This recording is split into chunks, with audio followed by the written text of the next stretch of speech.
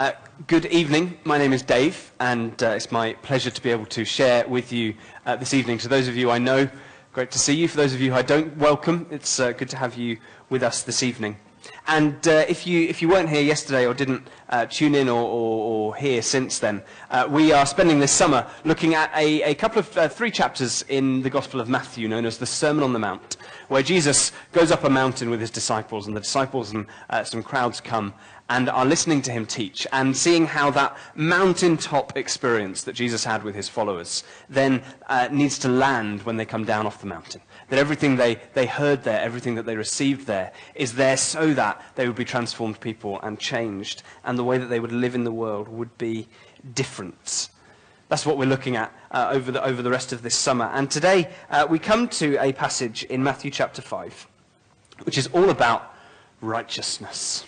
All about morality, all about ethics, all about the way that we live and our lifestyles and our behaviours and what they need to look like. If you don't have a Bible with you, then I would encourage you to pop your hand up and grab one. Always good to be actively engaged in God's Word rather than just sort of passively hoping that the preacher's got it all sorted. Let's be reading this and engaging with it for ourselves. Matthew chapter 5, and we're going to start at verse 17. But before we do that, I've got a job for you, because I would like you, some of you love this, some of you hate it, I'm going to ask it anyway. I'm going to ask you to turn to some people near you, and just very quickly have a conversation around this question. Who would you look at? You can talk about individual people if you want, or you might talk about groups of people or sectors of people, but who would you look at in today's world and say, they are really good people? They're righteous, they're good people, they live well, they do the right thing. Who is it that you would answer that question with if I was forcing you to talk about it, which I sort of am? Go for it.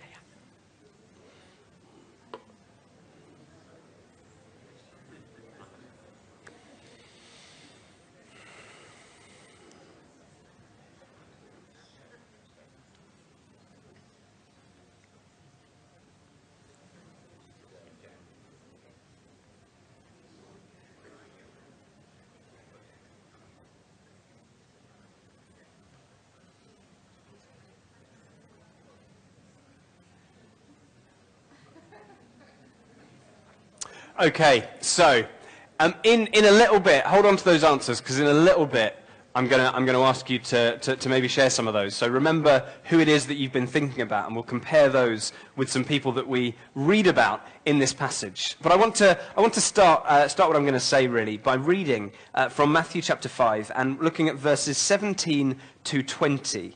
Technically, what I'm saying today goes all the way to verse 48. We're going to not look at all of it in copious amounts of detail. You might be glad to know. But there's some stuff for you to get into by yourself at home. But Matthew chapter 5, verses 17 to 20. Jesus is speaking, and he says, "Do not think that I have come to abolish the law or the prophets. I've come not to abolish, but to fulfill.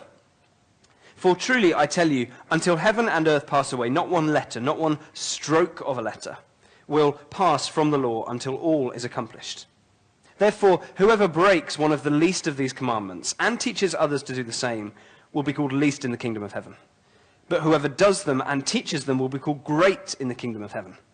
For I tell you, unless your righteousness exceeds that of the scribes and the Pharisees, you will never enter the kingdom of heaven." We're going to pick up with that in a moment, but I just want to think about those words for a moment, because Jesus, by this point in his ministry, has been wandering around, and he's been teaching, he's been explaining things, and he's got a decent crowd of people who are following him. He's got his disciples, and he's got the crowds who are along for the ride. And inevitably, there are going to be people who are asking questions, because he's saying things that sound very, very different from what the other teachers of the law, from what other rabbis, from what other people were saying. He had some pretty revolutionary ideas. And so inevitably, when that happens, when a new voice comes up that's saying some things that sound a lot different, you're going to get certain people going, hang on. But are you throwing away everything that we've ever known? The other teachers tell me that I need to look to the law as the source of my guidance. And you're talking about lots of other things. Are you saying that the law's gone? Are you saying that I don't have to worry about that anymore? Are you a liberal? Are you someone who's willing to throw away all of these things? Is what people might be asking of Jesus. You can imagine the way that people might be thinking. Maybe we'd be similar with that way of thinking in our day and age a little bit. But Jesus starts by saying, no, don't think I've come to abolish the law and the prophets. Another way of talking about the whole of what we know as the Old Testament. Don't think I've come to get rid of those scriptures. In fact, those laws are so important. I didn't just come not to abolish them. I came to fulfill them. I came to bring them to completion. These rules, these laws, these guidelines that God has given his people are so important that I'm not just going to not get rid of them. I'm going to impress upon you that they're more important than you ever thought they were. I'm going to help to fulfill them and to complete them. Then he goes on and he says, because actually these are never going to pass away until this whole created order, until heaven and earth itself pass away. These things stand. And then he goes one step further and says that if you break these things or you lead others into breaking these things, then you're going to be called least in my kingdom. Whereas if you observe them and you help others to observe them, then you will be called great in that kingdom. He's really amping this up. He's being incredibly clear and saying the way that you live matters. The law and all the regulations about the way that you live matter. This is not an ethics-free gospel. This is not a morality-light gospel. This is a gospel that says the way you live matters to God. The way that you choose to live, behave, spend, eat, think, be, everything matters. It's all on the table. Everything that the law governed is on the table. Of course, in the life of Jesus, there are certain things that were fulfilled to the point where the exact regulation of that law was no longer necessary. Think of the sacrificial system. Think of certain things that governed the life of Israel as a nation. But once God's people were no longer functioning as a nation, those rules no longer applied. The heart behind them, though, still stands. That's a whole different sermon, so we won't go there. But Jesus then, at the very end of this section, says, "For I tell you, unless your righteousness exceeds that of the scribes and the Pharisees, you will never enter the kingdom of heaven." He's now pointing to a certain people and saying, you think they're righteous? You need an even deeper, an even higher, an even greater righteousness than them. So, that question I asked earlier on. In our world, who do you look at and go, they are good people, they do life well, they live well, they are righteous people? Who were some of your answers? Did you have any thoughts? I heard laughter over here. We've got to, yeah, go for it. James has got a microphone, so we can even capture it for posterity. That's, oh, John is... I said Barack Obama.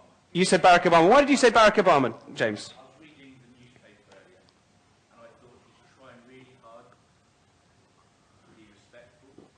We've got the stick mic going, Howard. He's trying to be really respectful of the current president, but he's kind of trying to also speak out when appropriate. Okay, cool. So Obama. Well, just to be provocative, I thought Theresa May. I thought you were going to say Donald Trump for a second there. Theresa May, who would want the job, whatever your views on Brexit and the rest, I believe that she behaves with integrity as far as I can see. Huh. So both of those pick up on a theme of people who are in a situation where it would be so easy to be disrespectful, to be arrogant, to be brash, to be all kinds of things, and yet are choosing to behave in respectful ways. Fee. I thought of Justin Welby. Justin Welby. Why did you think of... And he's very humble, and he would not say by any means he was perfect. But I think in the way he behaves, there's something very honourable and godly about him. Thank you. Any other thoughts? Any other people? The Queen. Who said the Queen? You said the Queen. Why the Queen? She's a very good example. She's a great example to everybody. Thank you. Yeah, the way she behaves. Jim Graham, if he'd still been around. Jim Graham. I'm sure there's many amens in this room. Anybody? Helen Watkins. Wasn't my answer. I was just... I'm sorry, enough said. No, I was going to say in the world of celebrity, because I'm from Essex, George and Amal Clooney, because I think they openly help some refugees. She's a human rights lawyer. When all the celebrities are falling left, right and centre out of grace, I think they're pretty okay, as far as celebs go. Thank you. Anyone else want a final bash? Really interesting. Every single example given was someone who in one way or another had some kind of authority.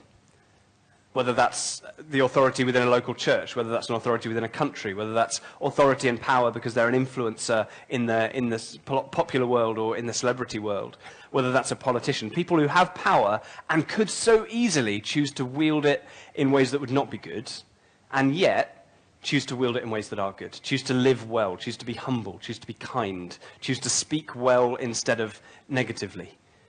It's interesting that those are some of the examples we come to. What is it that people would have said when Jesus was speaking, when he was teaching this? What is it that people would have said if you said, who's the most righteous person? Well, to answer that, I want to give you a very brief lesson in first century Jewish sects. There were within Judaism at the time, there were a number of different sort of strands and threads. You might think of them a little bit like the denominations that we have today. But all of them, in one way or another, had to grapple with the big question of their time. And the big question of their time was, how do we, as the Jewish people, function and live within a society that we are not ruling? We do not have ultimate authority in the place we are. We are captive by the Romans. Not in a military kind of way, but we are an occupied people. We have to report to Caesar. We have to respect the local governors. How do we as the Jewish people maintain our identity and live well and be righteous people in that world? And so you've got lots of different ways of approaching this, but there were four big strands, four big threads. You've got the Sadducees. And the Sadducees were people who kind of recognized the situation they were in. They had a lot of authority, they had a lot of power, there weren't many of them. But they were people who recognized the situation they were in. And out of all of the Jewish people were the people who got most cozy with the Romans. The people who were closest to them, the people who sort of joined them and helped them to lead and at some points were seen by the Jewish people a little bit as sellouts. They were people who, instead of maintaining their distinctiveness, were practical and realistic about it and said, you know what, we need to try and make this work for us. Then you've got the Pharisees. And the Pharisees were people who stuck to the law, who taught the law, who said, we may be in this situation, but we need to live in a certain way. We need to examine the laws. We need to see what's said, and we need to keep them. We need to make sure that we are not missing out parts of this law. We need to study them. We need to listen to what people have said about them. We need to synthesize them down so that we know exactly what we're meant to do because God has told us. And once we've got the rule book and we keep the rule book, that is how we maintain our distinctiveness. That is how we maintain our righteousness. There were two other strands, which are maybe a little bit less talked about, a little bit less known. There's a group called the Essenes. And the Essenes had a very sort of isolationist approach. They disappeared, they retreated often into mountains or into caves, and they set up their own communities. And they said, we are not going to be part of an impure community, so we are going to remove ourselves from it. We are going to get away from this, and we are going to live in an entirely religious Jewish world. And that meant retreating from the rest of society. They said the way that we maintain our distinctiveness is not even to acknowledge these other people who are here and to step away from them. Not to have any engagement with them, not to have any involvement with them, not to try and live well amongst them, but to live well away from them. That's the only way to do it. And then there was another group called the Zealots. And the Zealots were essentially terrorists. They were trying to get rid of those who were occupying them, those who they saw as oppressors. And so they took arms. They had daggers. They had swords. They would often be involved in robberies. They would kill Roman guards. They would kill Roman citizens. They would be very aggressive in trying to get rid of those people. And each of them would have seen it as a way of being righteous. Each of them would have seen it as a way of being the Jewish people in that world. We need to be righteous. We want nothing to do with this. Let's get away. We want to be righteous. We don't want this to be here, so we're going to get rid of it in a kind of holy war. We want to be righteous. We want to live well. That means we need to influence those who are in the seat of power and be close to them. We want to be righteous. We want to live well. That means we need to stand firm to everything that we've been told and make sure that we are being obedient to it. 4 very different ways of answering basically the same question.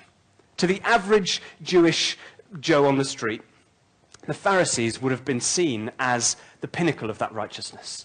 Because they were the people who weren't just trying to escape and have nothing to do with it, who weren't taking up arms and being violent, which they thought wasn't a good thing, and who weren't sort of selling out. The Pharisees were the people who were doing the right thing, who were being good, because they were the ones who were standing firm and trying to interpret ancient laws for a current modern setting.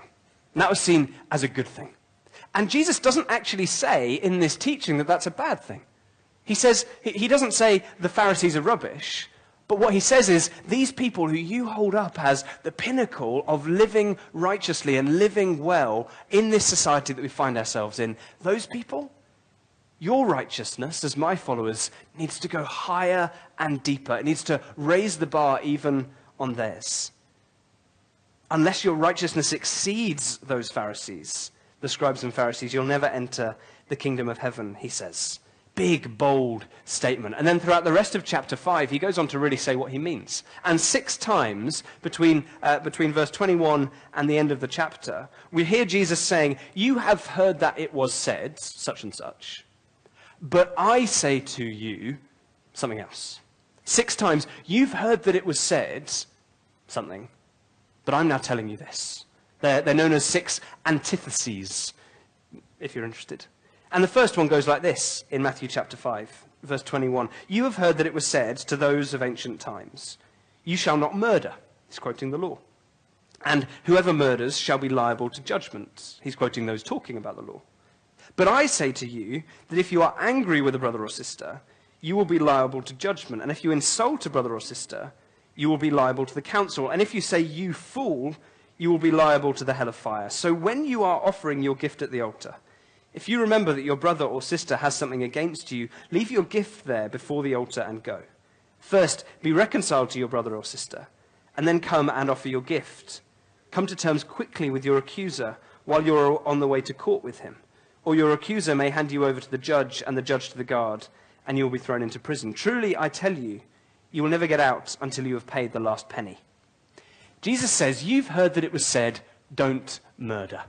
And if you murder, then you're going to be judged.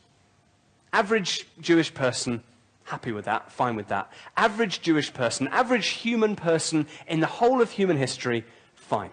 I think I can make it to the end of my life without murdering someone. Tick. Achieved. Move on. Jesus says no. That is the way the Pharisees are dealing with it. This is a rule. This is a command. This is something I need to obey. And actually, it's something I can do. I can not murder. But Jesus says, I'm telling you something far deeper than that. He says, don't even be angry or bitter with someone. Don't even think about them in an angry or an unkind way. Don't call them a fool. That's actually far deeper and far harder. I can't say that I can do that easily. Jesus says in each of these 6 antitheses, throughout the rest of the chapter, he says, you've heard that it was said, and he gives an example of a law, of a rule, of a regulation that people know they pretty much can keep. But then he goes to the root cause, because murder doesn't just happen because someone says, I'm going to murder. Murder happens because we're angry and because we're bitter and because we're resentful and because we can't let something go and because it festers and then it escalates and it gets to that point, whether it's premeditated or not, that murder happens. Anger does not always lead to murder, but murder is always coming from some kind of anger. And Jesus says, I'm not just interested in cutting off the very worst extremes of this particular thing. I want to gut it out at the root. I want to rip it up at the roots. I want to take the whole thing out. We say to children who have been misbehaving or who have been upset with one another, a child's done something wrong and another child has been hurt by it, and the child who's done something wrong has to say, I'm sorry. Come on, you need to say that you're sorry. Saying that I'm sorry doesn't mean I'm sorry. I could tell you many times when I said sorry to my brother and I did not mean it. But it was still good that I was asked to say sorry, because it taught me that I lived in a world and I lived in a family where we say sorry. And that means that over time, I became a person who became sorry about the things that I did.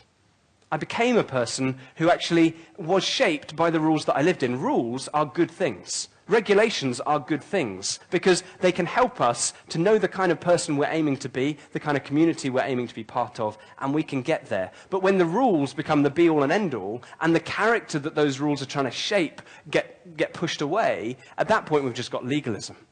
At that point we've just got a box-ticking exercise. We're just jumping through hoops, trying to look good rather than actually become good. And you notice when Jesus says this is actually the root, don't just be angry, don't be bitter, don't think of people in unkind ways, then the consequences, the ways that we have to live, become even more extreme. Because it goes from not murdering someone to making sure that if we've got any gripe or any moan with someone, anytime we're coming into fellowship with them, we're dealing with it first.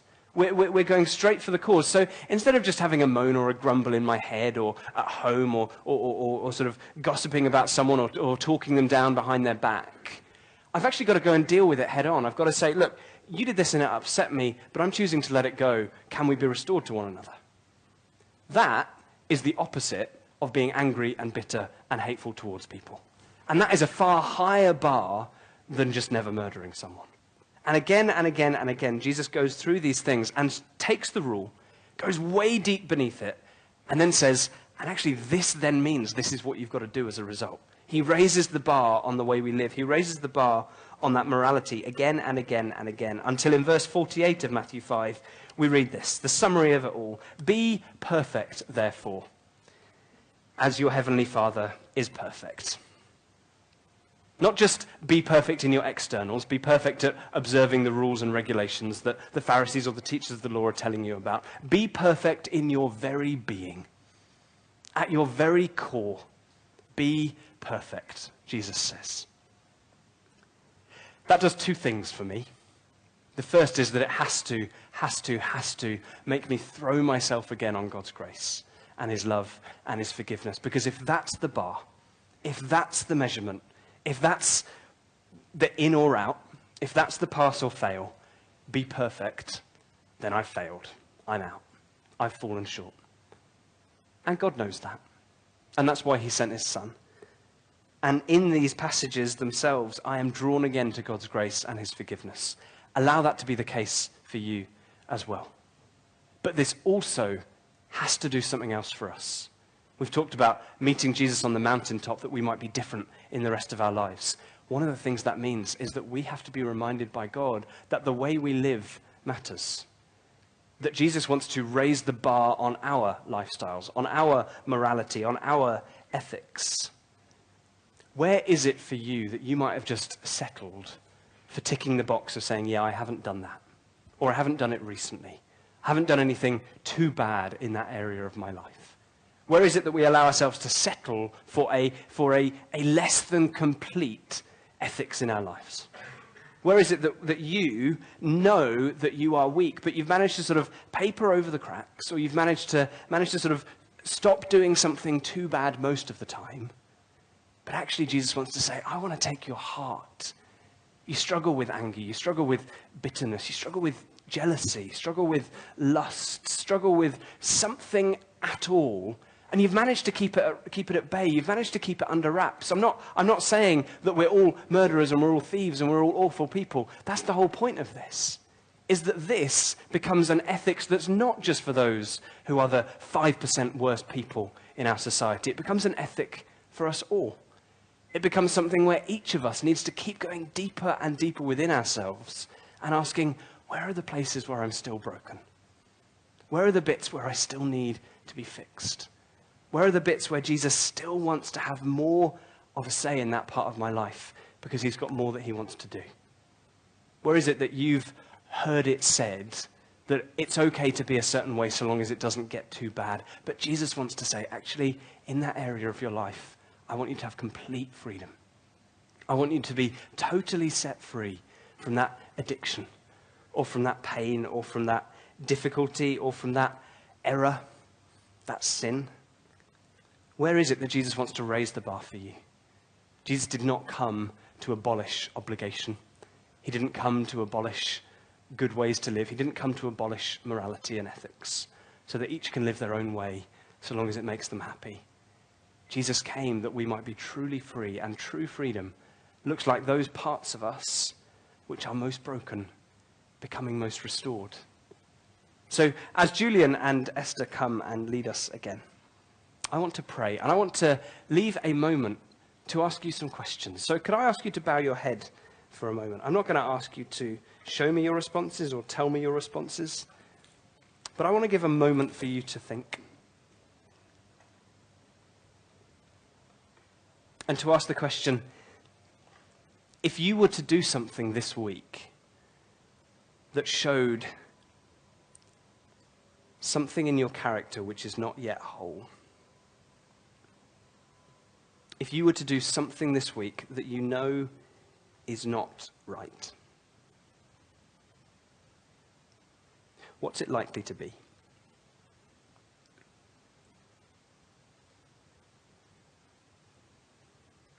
Where are you most likely to fall?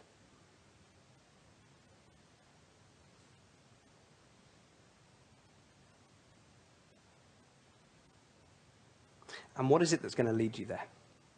What part of who you are is it that is going to lead you there?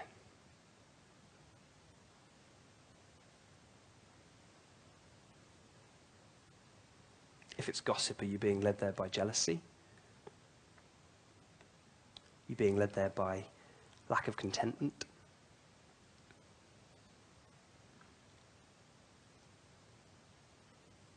If it's lying, is it being led there by insecurity? By the need for something you don't have? What is it that you might need Jesus to do for you and in you? Where is it that he might want to gently come alongside and say, hey, I have better for you than that. You've heard it said that as long as that doesn't get out of hand, it's okay. But I want to say to you, I have so much more than that.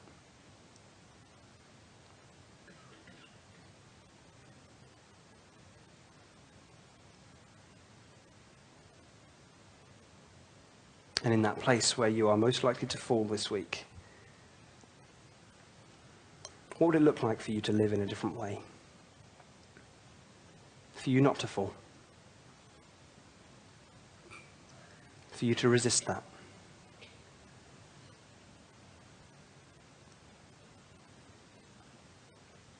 The guys are going to lead us in a song, and I'd invite you to stay seated if you want to. But over the next few moments, as we continue our time together, those things are what I'm asking you to bring to God. Those very specific things that for you are a challenge and probably aren't for the person next to you. Because I want to be part of a community where we are constantly raising the bar and constantly saying, we know there's more for us. So let's not miss it. Let's not settle for a weak morality or a weak ethic. I want us to be getting better and stronger and more holy. So Jesus, would you come amongst us and would you help us to raise the bar on our own lives? As you raised the bar for so many when you first spoke this and have done countless times in the millennia since. We want more of what you have for us. So lead us now, I pray. Amen.